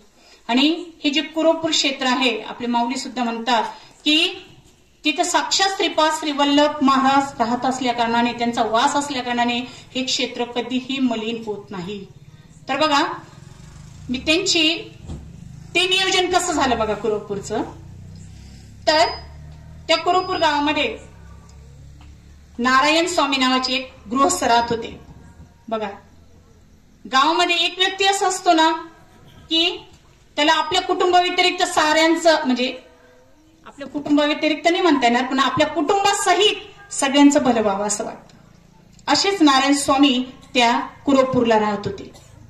आणि त्या कुरोपूरमध्ये अगदी काय, कुठं, कोणाच्या घरी काय, हे सगळं त्यांना माहित होतं. आणि तिथं जे कुरोपूरला जे श्रीपाद श्रीवल्लभ स्वामी महाराजांचं जे मंदिर आहे, त्या मंदिरामध्ये 2 पुजारी होते. तर ते पुजारी अगदी वृद्ध झालेले होते, वयस्कर झालेले होते. ते जर कधी मंदिरात गेले नारायण स्वामींना, त्यांना खूप वाईट वाटायचं की आता यांच्यानंतर हा पदभार किंवा ही पूजा अर्चा कोण सांभाळणार. त्यांना खूप वाईट वाटायचं. मग एक दिवस काय झालं, ते असे शेजारच्या गावामध्ये गेले. आणि शेजारच्या गावामध्ये गेल्यानंतर त्यांना एक मंदिर दिसलं, आणि धार्मिक असल्या कारणाने ते त्या मंदिरात गेले. एक छोटासा मुलगा, अगदी 8-9 वर्षाचा असेल, त्याचं नाव होतं केशव. तो सगळं, आणि ते मंदिर होतं शंकर भगवंताचं, अगदी सगळं यथासांग करत होता. आणि त्यांचे जे चुलते होते गोविंद, केशवचे चुलते गोविंद भट्ट, तर ते गोविंद भट्ट त्यांच्या हाताखाली हा केशव राहून राहून अगदी सगळं काही यथासांग करायचा. अगदी काय असेल पूजा अर्चा अभिषेक पालखी, आणि हे सगळं नारायण स्वामींनी पाहिलं की हा एवढा मुलगा असून सुद्धा किती छान नियोजन करतोय, किती छान बघतोय. त्यांच्या मनामध्ये एक विचार आला, आणि तो विचार घेऊन ह्या केशव भटजी, आपण भटजीच म्हणू, ह्या केशव भटजींच्या त्या घरी गेले. आणि घरी गेल्यानंतर त्यांच्या वडिलांना भेटले. त्यांच्या वडिलांचं नाव होतं रंग भटजी. तर त्यांना भेटले आणि त्यांना सांगितलं त्यांच्या मनातला विचार की कुरगुट्टी बेट आहे, तिथं श्रीपाद श्रीवल्लभ महाराजांचं छोटंसं छानसं मंदिर आहे, जागृत देवस्थान आहे, परंतु तिथं कुणीही पुजारी नाही. तुमचा मुलगा आम्हाला दत्तक म्हणून द्याल का पूजा करण्यासाठी? आता आईचं मन आहे. आई खूप बोलली नारायण स्वामींना की आम्ही आमचा मुलगा सांभाळायला अगदी समर्थ आहे, आम्हाला काही 2 वेळची भाकरी मिळत नाही का? अजिबात मिळणार नाही माझा मुलगा. आणि तुमच्या मनात हा विचार आलाच कसा, अशी खूप बोलली. नारायण स्वामी घरी गेले, खूप दुःखी होते. आणि इकडं काय झालं, त्या केशवच्या आईच्या स्वप्नामध्ये एक दंड कमंडलू घेऊन आलेलं एक यती स्वप्नात आलं. आणि स्वप्नात आल्यानंतर तो यती म्हणाला, आई हो दे ना ग तुझ्या मुलाचं भलं, का गाड येते, मी आहे ना तिथं, तू अजिबात काळजी करू नको, त्याचा उद्धारच होणार आहे. आणि ती माऊली जागी झाली. तिने तिच्या नवऱ्याला सांगितलं की मला असं स्वप्न पडलंय. मग तिच्या नवऱ्याने काय केलं, त्या नारायण स्वामींना बोलवलं. त्यांना सांगितलं की अहो मला असं असं स्वप्न पडलंय. त्यांचे जवळचे जे आसपासचे जे नातेवाईक होते त्या नातेवाईकांना बोलवलं आणि त्यांनी त्यांच्या मनातला विचार सांगितला की हे नारायण स्वामी असं म्हणतायत की याला दत्तक म्हणून घ्यायचं. आणि सगळ्यांनी त्याला संमती दिली. नारायण स्वामींना खूप आनंद झाला की हो ना हो, माझे श्रीपाद श्रीवल्लभ महाराजांनीच हा दृष्टांत दिलेला आहे, स्वप्न दृष्टांत. आणि खरोखर तो मुलगा केशव भट त्यांचे जे काय असतील दत्तकपत्र वगैरे करून घेतलं आणि केशव भट आपली छानपैकी श्रीपाद श्रीवल्लभ महाराजांची पूजा करायला सुरुवात केली. परंतु काही थोडंसं अपूर्ण ज्ञान असल्या कारणाने रायचूर भागामध्ये जी पेठ होती, पेठ तिथे एक शाळा होती वेदाध्ययन करण्यासाठी, त्या शाळेमध्ये त्याला टाकलं. आणि टाकल्यानंतर साहजिकच शेवटी नियोजन त्या भगवंताचं आहे. अतिशय हुशार असा हा केशव काही दिवसामध्येच अगदी वेदांचे धडे तोंडपाठ झाले. ज्या संहिता होत्या त्या सगळ्या त्याला म्हणता यायला लागल्या. आणि आता त्याचं लग्नाचं वय झालं.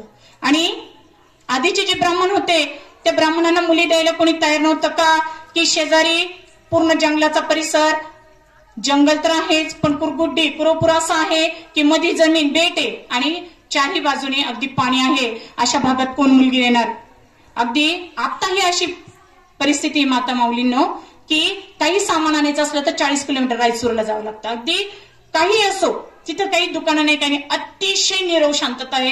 कृष्णेचा छान परिसर आहे, मोठे मोठे अगदी काळे कबिनाशी मोठे खडक आहेत, परंतु अगदी त्या शांततेचा भंग करणार असं काहीच नाही. तिथं जायचं असलं की होडीने आपल्याला पैलतीरावर जावं लागतं. तिथं टेंबे स्वामींची पण तिथं त्यांनी आपला चातुर्मास केलेला आहे, 20वा चातुर्मास तिथं कुरोपूरला केलेला आहे. अतिशय सुंदर असं ठिकाण आहे आणि अजूनही अशीच परिस्थिती आहे. आणि मग त्या ब्राह्मणांना कोणी मुली देईना, परंतु केशव भट्टाचं लग्न झालं.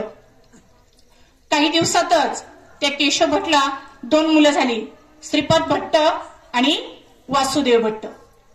2 मुलं. श्रीपाद भट्टांची आणखी 2 मुलं, एक राजेंद्र भट्ट आणि एक रवींद्र भट्ट. आणि वासुदेव भट्टांची 2 मुलं अवधूत भट्ट आणि मंजुनाथ भट्ट. अशी आता सध्याला मंजुनाथ भट्ट, अवधूत भट्ट, राजेंद्र भट्ट आणि रवींद्र भट्ट हे 4ही जण तिथं सेवा करतात. आणि मी स्वतः त्यांच्याशी बोलले. मी एकदा फोनवर रवींद्र भट्ट त्यांना फोन केला आणि त्यांना म्हटलं की महाराज आम्हाला नोव्हेंबर महिन्यामध्ये यायचं आहे, तर काय आणू, तिथं काय काय लागतं आणि मी काय आणू, मी हे सामान, मी असं त्यांना सांगितलं मी हे सामान घेतलेलं आहे आणि आता मी काय आणू. अतिशय सालस, अतिशय. आता बघा, आता आपण सध्या पाहतोय की एक वृत्ती तयार झालेली आहे की जे मिळल ते पदरात पाडून घ्यायचं. एखाद्याने काय सांगितलं असतं, हे आणा ते आणा आमका आणा तमका आणा, ते काहीच नाही बोलले. इतक्या मंजूळ स्वरात म्हटले, माऊली आपको जो श्रीपाद जी ने कहा है ना वो ला के दे दो. मला इतकं आवडलं ना त्यांचं वाक्य. मला असं वाटलं माझे श्रीपाद श्री वल्लभ महाराजच माझ्या बरोबर बोलले. इतकं सुंदर तिथलं नियोजन आहे. आणि तिथं जर पाहिलं तर टेंबे स्वामींची 15-20 मिनिटं घेते. टेंबे स्वामींची समाधी सुद्धा आहे. तर त्यांनी तिथं चातुर्मास केलेला होता. आणि तसं पाहिलं तर करंजनगरी म्हणजे वाशिम जिल्हा जो आहे त्या करंज गावामध्ये, करंजनगरीमध्ये नृसिंह स्वामींचा जन्म झालेला आहे. लाडकारंजा म्हणतो आपण त्यांना, लाडकारंजा. आणि इथं कुरपूर ही जी भूमी आहे, तपोभूमी, याचा शोध टेंबे स्वामींनीच लावलेला आहे. कारण दत्तप्रभूंचा आदेश आला की तू इथं तुझा चातुर्मास इथं, म्हणजे आपले कसे असतात आषाढी एकादशी ते कार्तिक एकादशी, आपले असे 4 चातुर्मास असतात. पण त्यांचं तसं नसतं. आषाढी पौर्णिमा ते भाद्रपद पौर्णिमा असे त्यांचे चातुर्मास असतात. आणि एक 20वा चातुर्मास त्यांनी तिथं केलेला आहे. तर टेंबे स्वामींचा तिथं एक अनुभव सांगते मी तुम्हाला. कोल्हापूरचे शेषकार्दीकर म्हणून होते आणि तिथं आले. त्यांना संतती नव्हती आणि त्यांच्यावर खूप कर्ज झालेलं होतं. आणि त्यांनी टेंबे स्वामींना प्रार्थना केली की महाराज काही करा पण मला संतती होऊ द्या, माझ्यावरचं कर्ज फिटू द्या. आणि महाराजांनी एक स्तोत्र लिहून दिलेलं होतं. ते त्यांनी कोल्हापूरला घरी गेल्यानंतर ते स्तोत्राचं पठण केलं. आणि टेंबे स्वामींनी एक नारळ त्यांच्या पत्नीला दिला होता. आणि खरोखर काही वर्षांनी त्यांना एक मुलगा आणि एक मुलगी झाली. मग सपत्नीक ते भेटायला आले आणि त्यांनी सांगितलं टेंबे स्वामींना की आपल्या कृपाशीर्वादाने मला एक मुलगा आणि एक मुलगी झालेली, परंतु तुम्ही जे स्तोत्र दिलेलं आहे ते जनकल्याणासाठी ते सर्वांना द्या आणि सर्वांना सांगा. तर आपल्याला माहित असेल ते आहे घोर कष्टोद्धारण स्तोत्र. आणि ह्या घोर कष्टोद्धारण स्तोत्राचा जर पाठ केला 108 वेळा, मला नाही वाटत कोणत्याही तुमच्या अडचणी राहतील. अगदी 5 श्लोक आहेत. पहिली ओळ आहे इतकी छान आहे की त्याच्यामध्ये असं लिहिलेले आहे, भावग्राह्य हारीनु सुकीर्ते घोरात कष्टा उद्धारास नमस्ते. तर ह्या भावग्राह्य म्हणजे तुम्ही जो भाव त्याच्यामध्ये ओतणार आहे त्या भावानुसार जशी तुम्ही सेवा करणार आहे तसं तुमचं जे कष्ट आहे, तुमचे जे त्रास आहे त्याच्यातून निवारण होणार आहे. तर श्रीपाद श्री वल्लभ तुम सदैव श्री दत्तास्मान पाही देवादिदेव भावग्राह्य क्लेश हारीनु सुकीर्ते घोरात कष्टा उद्धारास मान मस्ते असं त्याचं आहे. तर तिथले जे नाना महाराज होते, एकाला साप चावला होता, एकाला विंचू चावला होता, त्यांनी काहीच नाही, अगदी मनोभावे एक मनात भाव धरून की ह्या स्तोत्राने त्याचं सापाचं किंवा विंचूचं विष उतरणार आहे, त्यांनी हात ठेवून ते स्तोत्र म्हटलं आणि माता भगिनीनं खरोखर त्याचं विष उतरलं. म्हणजे आपण जे स्तोत्र मंत्र ज्या भावाने म्हणणार आहे, ज्या श्रद्धेने म्हणणार आहे, ती श्रद्धा तिथं कामी पडणार आहे. आणि जाता जाता फक्त एक शेवटचं तुम्हाला उदाहरण सांगते की आता ही जी नरसोबाची वाडी आहे तिथलं नियोजन मी सुरुवातीलाच म्हटलं होतं की माऊली महाराजांचे, स्वामी महाराजांचे, दत्तप्रभूंचं नियोजन कसं असतं. आता मी कुरपूरचं तुम्हाला सांगितलं की आता भट्ट कुटुंबीय आता त्यांची सेवा करताय. आता कोल्हापूर नरसोबाची वाडी राजधानी महाराजांची, राजधानी पण कशी असली पाहिजे, एक राजा, त्याचा लवाजमा चाललेला, छानपैकी त्याचं घोडदळ पायदळ, आणि तो राजा कसा थाटामाटात निघतो अगदी तशीच आपल्या स्वामीरायांची संध्याकाळी पालखी निघते बघा. इतकी सुंदर अशी 3 फेऱ्या निघतात आणि त्या आरत्या, ते स्तोत्र, ते सुप्त जर ऐकलं ना तर डोळ्यांचं कानांचं काय म्हणतात ते पारणं फिटतं. आपल्याला असं वाटतं की खरोखर इथं साक्षात ते अवतरलेले असतील. तर त्या ज्या नरसोबावाडीच्या ज्या मनोहर पादुका आहे त्याचं नियोजन आपल्या स्वामी महाराजांनी, नृसिंह सरस्वती स्वामी महाराजांनी कसं केलं असेल बघा. तर तिथं ते 12 वर्ष राहिले आणि 12 वर्षानंतर आता त्यांना वेध लागले होते गाणगापूरचे. गाणगापूरला जायचं होतं. महाराज म्हणायचे की माझे भक्त माझी वाट बघतायत, मला तिथं गेलं पाहिजे. परंतु मी गेल्यानंतर काय होणार? इथलं नियोजन तर लावून गेलं पाहिजे की नाही? मग हे नियोजन तर करायला नको का? मग त्या नरसोबावाडी नृसिंहवाडीच्या पश्चिम पैलतीरावर आलास नावाचं गाव आहे. अतिशय छोटं आहे पण छान आहे. त्या आलास गावामध्ये भैरमभट जेरे नावाचे ऋग्वेदी ब्राह्मण राहत होते. अतिशय वेद संपन्न. हे जे जुने आहेत ना, सगळे अगदी कोणत्या विद्या काय असं नसन ते कुठेही कमी नव्हते. भैरमभट जेरे नावाचे ऋग्वेदी ब्राह्मण राहत होते आलास गावामध्ये. आणि जी परिसरातील गावं आहेत, औरवाड, अमरेश्वर, कुरुंदनगरी, शिरोळ, इथे ती भिक्षा मागायला जायची. वय झालं होतं त्यांचं 80. पत्नी घरी राहून दत्तप्रभूंची सेवा करायची. अतिशय निस्वार्थी. तुम्ही विचार करा, लग्न झाल्यानंतर 1 वर्ष, 2 वर्ष, 5 वर्ष, 10 वर्ष श्रद्धा हळूहळू कमी होते की मी ज्या देवाची सेवा करते तो देवच पाहू नाही राहिला. काय करावं? 10 वर्ष लग्नाला झाले. काही काही जण ऐकतो आपण काही काहींच्या तोंडून 10 वर्ष झाले संतान नाही. इथं 80 वर्षाचं वय झालं. बायको होती 60ची आणि भैरमभट होते 80ची, तरी संतान नव्हती. पण यत्किंचितही फरक पडला नाही सेवेमध्ये, श्रद्धेमध्ये. रोज उठायचं, स्नान करायचं आणि भिक्षुकी करायला जायचं. आणि कृष्णेला, पंचगंगेला जर पूर आला, महापूर आला तर काही दिवस गुजराण करायची आणि पुन्हा चालू करायचं. पलीकडच्या पैलतीरावर भिक्षा मागण्यासाठी जायचं. गंगानुज नावाचा नावाडी होता, तो रोज पोहोच करायचा. अतिशय प्रामाणिक, अतिशय प्रेमळ, श्रद्धाळू. मग काय व्हायचं? त्या वृक्षाखाली नृसिंह सरस्वती महाराज बसलेले राहायचे आणि भैरमभट जेरे रोज नावेतून चालताना त्यांना छानपैकी नमस्कार करायचे, दंडवत घालायचे, नमस्कार करायचे. आणि स्वामी महाराज काही नाही, फक्त म्हणायचे नारायण. तो इतका शब्द गोड वाटायचा ना त्यांच्या तोंडून, नारायण. रोज आले का पहिली बघायचे, हा बसलेले, नमस्कार करायचे, महाराज म्हणायचे नारायण. त्याच्या पलीकडे दोघांचा काहीही संवाद नाही. मग एक दिवस काय झालं, असेच पावसाळ्याचे दिवस होते आणि भैरमभट जेरेंना तिकडून यायला उशीर झाला. संध्याकाळ झाली आणि येता येता महाराजांना नमस्कार केला. महाराज नारायण बोलले, पण आज थोडी इच्छा, थोडीशी दांडगी झाली की नाही, आज थोडंसं पुढे जावं आणि थोडंसं बोलावं.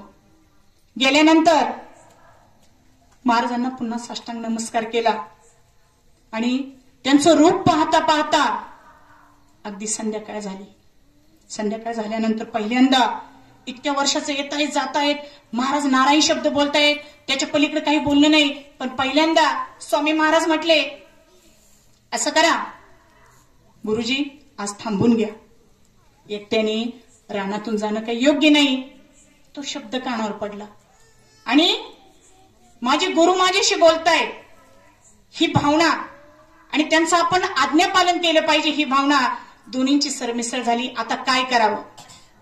घरी तर बायको एकटी वाट बघत असेल आणि हे जे भैरमभट जेरी होते ते अतिशय साधना करणारे, एकविरा माता त्यांची जी कुलदेवता म्हणतो ती कुलदेवता एकविरा मातेचं ते सेवा करायची.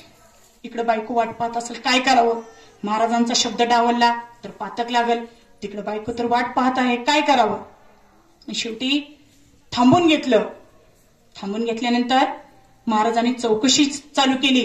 महाराजांना सगळं माहितीये, परंतु एक औपचारिकता. मग त्यांनी सांगितलं, मी एक ऋग्वेदी ब्राह्मण आहे, मी माझं जे आहे सगळं आटपून आणि वगैरे आटपून मी ह्या परिसराच्या गावामध्ये भिक्षा मागतो. परिस्थिती बेताची आहे, एकविरा मातेची सेवा करतो, पण खाऊन पिऊन खूप सुखी आहे. माझी 80 ओलांडलेली आहे, पत्नीची 60 ओलांडलेली आहे, आम्हाला काही संतती नाही. आणि तुम्ही नारायण शब्द म्हणता ना, तर त्या नारायणामध्ये खूप खूप समाधान वाटतं. आता मरणाची सुद्धा भीती वाटत नाही. पुढचं महाराज काय म्हटले? श्री महाराज स्वामी महाराज म्हटले, मग या ना संगमावर राहिला. संगमावर आता आत्ताची परिस्थिती खूप वेगळी आहे. पण त्या काळामध्ये नरसोबावाडी असं ठिकाण होतं, आजूबाजूचा प्रदेश पूर्ण जंगलाचा, कृष्ण पंचगंगा कधीही दुथडी भरून वाहणाऱ्या, अजिबात वस्ती नाही. जर आजारी पडलं तर अगदी खूप लांब लांब जावं लागायचं आणि तेही पायी प्रवास करावा लागायचा. सगळं डोळ्यासमोर आलं.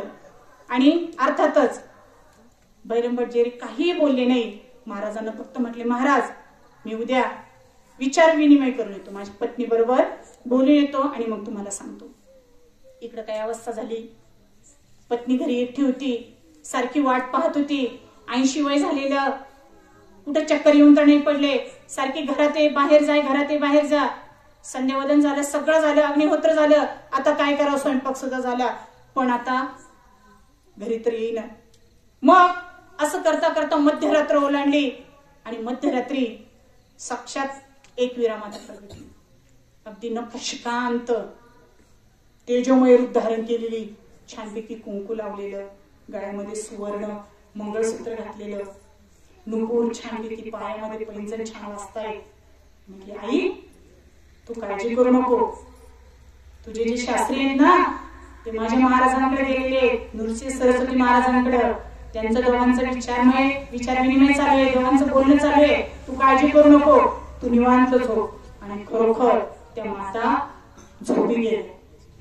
इकडे भैरंबटाला असं झालं, कधी सकाळ उगवते आणि कधी मी माझ्या पत्नीला ही वार्ता सांगतो. इकडे त्या माऊलीला असं झालं, कधी घरी येत आहे आणि मी कधी ही वार्ता सांगते. सगळ्या घरभर त्या एकविरा मातेच्या प्रगटीकरणाचा सुगंध पसरलेला होता. बैरंबट घरी आले.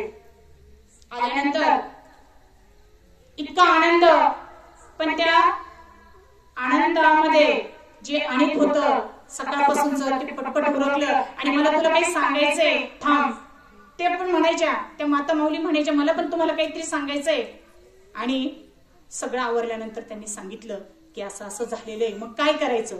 तितक्यात काय झालं, पंचमहायज्ञ झाला आणि अगदी सहज बाहेर अंगणात ओरीमध्ये डोकून पाहिलं कोणी येतंय का काय जेवणासाठी दुपारच्या. आणि तितक्यात एक योगी पुरुष तिकडून प्रगटले. आणि योगी पुरुष आल्यानंतर दोघांना खूप आनंद झाला. आल्यानंतर त्यांनी दोघांनी त्यांचे पाय धुतले, त्यांना विनंती केली की तुम्ही जेवण करा. त्यांनी होकार दिला. त्या आनंदाला पारावार उरला नाही. त्यांनी जेवण केलं. जेवल्यानंतर ते दोघं म्हटले की आता थोडीशी वामकुक्षी करा, थोडस पडा. आणि मग ते योगी दुसरे कोणी नसून साक्षात दत्तप्रभू होते. आणि मग ते दोघ जण मध्ये गेले. त्यांनी सांगितलं की महाराज म्हणतायत की तुम्ही इकडे या, दोघही संगमावर या. तुझी आणि माझी कंडिशन अशी आहे, आपण 80 आणि 60 ओलांडलेली आहे. आपल्याला संतान नाही आपली काळजी घ्यायला, आपलं मागं पुढं पाहिला. तिथं सगळी जंगल आहे, श्वापद आहे, तिथं कसं राहायचं, जर आजारी पडले तर कुठं जायचं, आणि आता काय करावं. मग त्यांची पत्नी म्हटली, असं करायचं का आपण, ती योगी आलेली आहेत ना तपस्वी, आपण त्यांनाच विचारूया. आणि मग ते उठले आणि उठल्यानंतर जायला निघाले. दोघांनीही साष्टांग दंडवत केला आणि विचारलं. त्यांनी सगळं हकीकत सांगितली की आमचे महाराज काय म्हटले. मग ते योगी तपस्वी काय म्हटले की हा भविष्याचा वेद आहे, तुमचं कल्याण होणार आहे. जशी औदुंबराची फळं येतात आणि जशी त्याची वाढ होत जाते तशी तुमच्या वंशाची वाढ होणार आहे. तुमचा हा जो मार्ग आहे तुम्हाला मिळालेला, या मनोहर पादुकांचं पूजन अर्चन करण्याचं तुमचं भाग्य उजळणार आहे. तुमचं सगळं क्षेम कल्याण स्वामी महाराज बघणार आहे. तुम्ही काहीही काळजी करू नका आणि तुम्ही तिथं जा. मग असं म्हटल्यानंतर दोघही महाराजांच्या दर्शनासाठी गेले. दर्शनाला गेल्यानंतर महाराजांनी आशीर्वाद दिला, पुत्रवती भव. त्यांनी सांगितलं, हसून म्हटलं की महाराज असं असं झालेलं आहे, माते तू काळजी करू नको, पुढचं नियोजन खूप वेगळं आहे. आणि बघा त्या बैरंबटजेरींना, त्यांना वय 80 वर्ष आणि त्यांचं 60 असताना सुद्धा एक पुत्र रत्न झालं. आणि त्या मुलालाच आणखीन 4 मुलं झाली, नरहरी, जाबन, सखाराम आणि श्रीपाद. आणि आत्ताच्या घडीला त्यांची 20वी पिढी जी आहे ती यांची सर्वांची वंशज आहे आणि अतिशय तन्मयतेने ही सेवा करतात.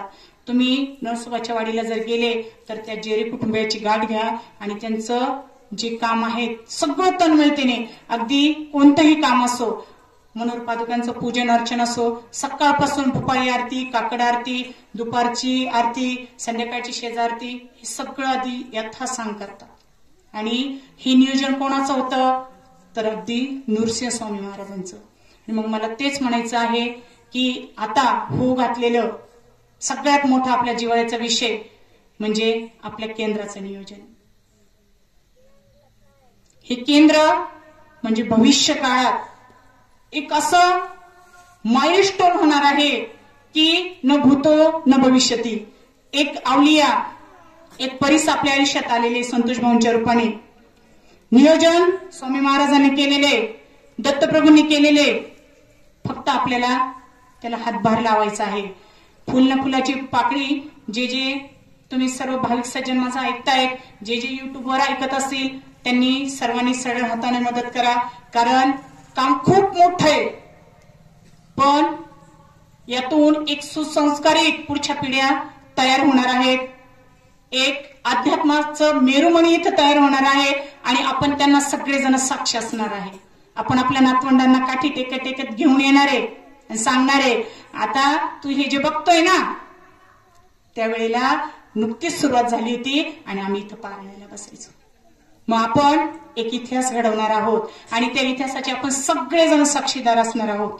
कारण हे काही काम एकाचं नाही, हे सर्वांचं आहे, आपल्या सर्व भाविक सेवेकऱ्यांचं आहे. मी सर्वांना आर्ततेने सर्वांना विनवणी करते की ज्याला जसं होईल तसं होईल, फुल न फुलाची पाकळी आपल्या खारीचा वाटा उचलायचा आहे. कारण या पंचक्रोशीमध्ये म्हणण्यापेक्षा जसं स्वामी महाराजांचं कार्य आहे की नाही, स्वामी महाराजांचं कार्य किंवा त्यांच्या जे लीला होत्या ना, त्या सर्वदूर अगदी जगभर पसरलेल्या होत्या. तसंच या केंद्राचं आता लिमिटेशन राहिलेलं नाही. कोण कुठून येते, कोण जिल्ह्याच्या बाहेर येते, कोण राज्याच्या बाहेर येते, कोण बाहेरच्या देशातून येते, सगळ्या मदतीचा ओघ असा चालू झालेला आहे. आणि हे नियोजन खूप मोठं आहे आणि हे आपल्या माऊली महाराजांचं, आपल्या दत्तप्रभूंचं आहे. तर सगळ्यांनी त्यांना या कार्याला, हे राष्ट्र कार्य आहे आणि या राष्ट्र कार्याला आपण सर्वांनी मदत करायची आहे. आपले संतोष भाऊ आज आपल्या आयुष्यात आलेले आहे. परिस, ज्या परिसाने इथं बसलेल्यांचं प्रत्येकाचं आयुष्य सुवर्णमय केलेले. गाडी, बंगला, शेती ह्या भौतिक सुविधा नकोय. मी जसं सांगितलं की नाही, आपल्याला एक शाश्वत मिळालेलं आहे त्यांच्याकडून. मग आपण आता आपली वेळ आलेली आहे, सर्वांनी आपल्या आपल्या परीने मदत करा. आणि शेवटी नियोजन दत्तप्रभूंचं आहे. आपण त्या नियोजनामध्ये सर्वजण आहोतच, पण हा कार्यभार आणखी पुढे नेऊ. आणि आली वेळ म्हणण्यापेक्षा पुढचं आपलं डिसेंबर महिन्यातलं पारायण आपल्या केंद्रातच हो, अशी आपण आपल्या दत्तप्रभूंना अगदी मनोमन प्रार्थना करूया. आणि सर्वात महत्वाचं, बोलण्याच्या ओघात मला माहित नाही किती वेळ झालेला आहे, पण तुम्ही तुमचा अमूल्य वेळ माझ्यासाठी दिला, माझ्या ऐकण्यासाठी दिला, त्याबद्दल तुमचे आता मार्गामध्ये आभार, अभिनंदन किंवा हे काही मानायचं नसतं, पण एक औपचारिक म्हणा, फॉर्मॅलिटीज म्हणा किंवा काही म्हणा, पण तुम्ही आयोजक, संयोजक, नियोजन काय करणारे असतील त्यांनी मला बोलवलं, मला बोलण्याची संधी दिली. माझ्या माता भगिनी थंडी असताना सुद्धा, एवढा वेळ झालेला असताना सुद्धा खूप छान रीतीने ऐकलं. त्याबद्दल आपल्या सर्वांचे खूप खूप मनापासून मनापर्यंत खूप खूप धन्यवाद. श्री स्वामी समर्थ. अवधूत चिंतन श्री गुरुदेव दत्त दत्त दत्त. धन्यवाद.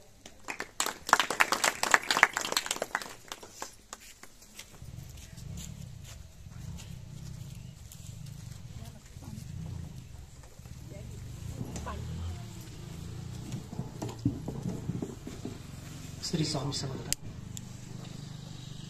बघा, अतिशय सुंदर आणि मधुर वाणीमध्ये ताईंनी आपल्याला महाराजांचं, दत्त महाराजांचं नियोजन सांगितलं. आणि महाराजांच्या नियोजनाशिवाय कुठलीही गोष्ट होऊ शकत नाही हे आपल्या सर्वांना ज्ञात आहे. आता तुम्ही इथं बसले म्हणजे महाराजांचंच नियोजन आहे की नाही.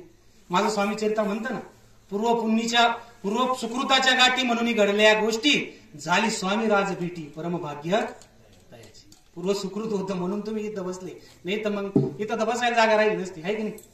हे काही येड्या गापाळ्याचं काम नाही. ज्याच्या नशिबात त्यालाच मिळेल. फक्त काय की वरवरच्या जगाला न भूलता श्रद्धेनं बहिरम भटांनी जशी केली ना, 80 वर्षानंतर पुत्र प्राप्ती झाली, तसं श्रद्धेनं विश्वास ठेवून जसं ताईंनी सांगितलं तसं केलं तर आपल्याही जीवनाचं सोनं झाल्याशिवाय राहणार नाही. पण आम्ही भूलतो आणि प्रापंचिक गोष्टीमध्ये अटकून पडतो. एक गोष्ट सांगतो छोटीशी आणि मग नंतर नियोजन त्यांनी सांगितलं, उद्याचं नियोजन मी सांगतो ना, आपण थांबून घेऊ. तर काय होतं की भाऊ सांगता ओरडू सेवा करा, नित्य सेवा तरी करा, पण आम्ही काय होतो, आमचं मन विचलित होतं. काय झालं, एक तरुण होता, खूप सुशिक्षित, उच्च शिक्षित, खूप मोठी डिग्री घेतलेला, पण त्याला काय होतं, IAS अधिकारी व्हायचं होतं. त्याने खूप प्रयत्न केले, परीक्षा पास झाला. पास झाल्यानंतर त्याला मुलाखतीसाठी बोलावण्यात आलं आणि मुलाखतीसाठी चाललेला असताना रस्त्याने समोरून एक रॅबिट जाताना दिसला. रॅबिट माहिती ना, ससा, अतिशय सुंदर गोरा गोमटा असा शुभ्र सशाचं पिल्लू त्याला दिसलं. त्याने काय केलं, त्याला बोलवलेलं होतं, तो तिथं थांबला. अरे किती सुंदर पिल्लू आहे म्हणून ते पकडायला गेला. ते ससा पुढं पळायचं, ते मागं पळायचं, ते पुढं पळायचं, मागं पळायचं. सकाळी 9 वाजता निघाला, सशा मागं पळता पळता 12 वाजले. किती वाजले?